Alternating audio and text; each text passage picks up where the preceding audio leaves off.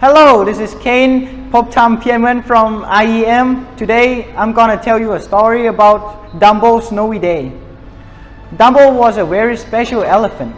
With his huge ears, he could soar through the sky like a bird. Dumbo performed in a circus with his mother, Miss Jumbo. One chilly day, the circus animals were on their way to a new town, but their train, Casey Jr., was struggling to get through the falling snow. His wheels slid on the icy road tracks. Finally, Casey Jr. decided it was too dangerous to keep going. The train came to a stop and everyone waited for the snow to pass.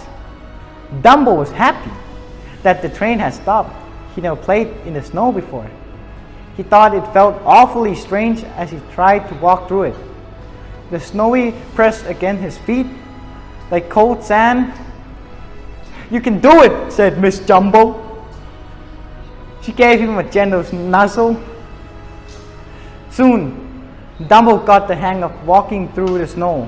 He liked the crunch, crunch, crunch sound he heard with every step. All morning, Dumbo and his mother played in the snow.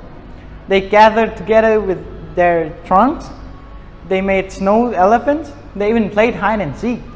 But as Dumbo and his mother explored, they got further and further away from the waiting train.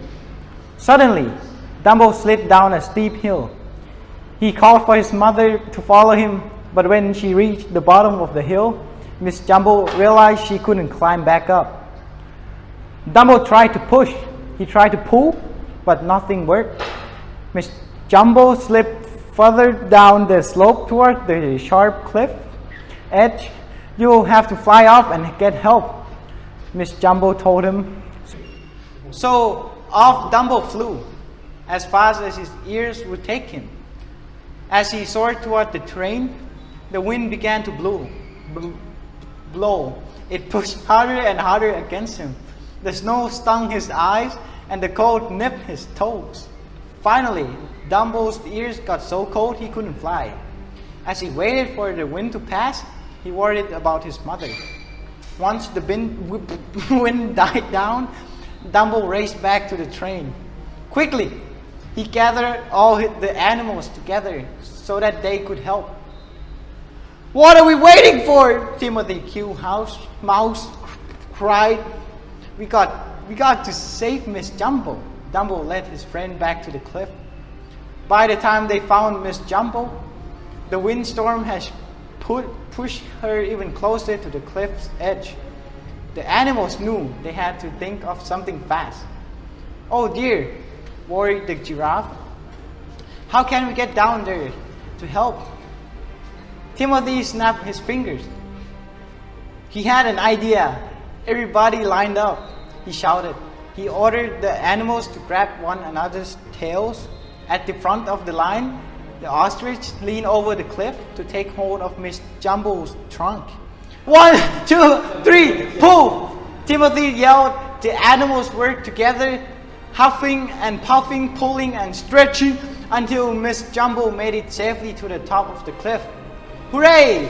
everyone shouted, but suddenly there was a loud crack. The cliffside gave way and the animals tumbled down. "Watch out!" yelled the hippo. "Yikes!" cried the monkeys. "Uh-oh!" said the giraffe. "And help!" hollered the bear. All of the animals tumbled together and rolled down the hill. Before long, they had become a giant snowball.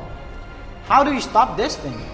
Timothy shouted as they zoomed along. The snowball gathered the speed until crash, bang, boom. Oof! The animal snowball hit the bottom of the hill and broke apart. "Is everyone okay?" Timothy asked as he straightened his hat.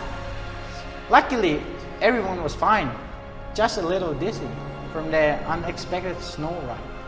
All the animals began walking back to the train. Walking wasn't nearly as fast as riding down a snowball, but it was a lot less scary. That night, Miss Jumbo gave Dumbo a warm bath. "Thank you for flying to find help today," Miss Jumbo said to her son. "I'm so proud of you."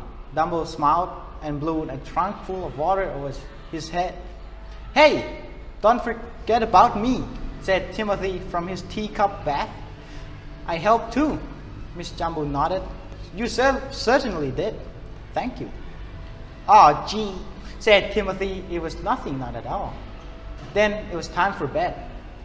Dumbo snuggled up against his mother, and Timothy nestled underneath Dumbo's ear. "Good night, my darling," Miss Jumbo said softly. "Sleep tight," said Timothy. Dumbo fell asleep right away.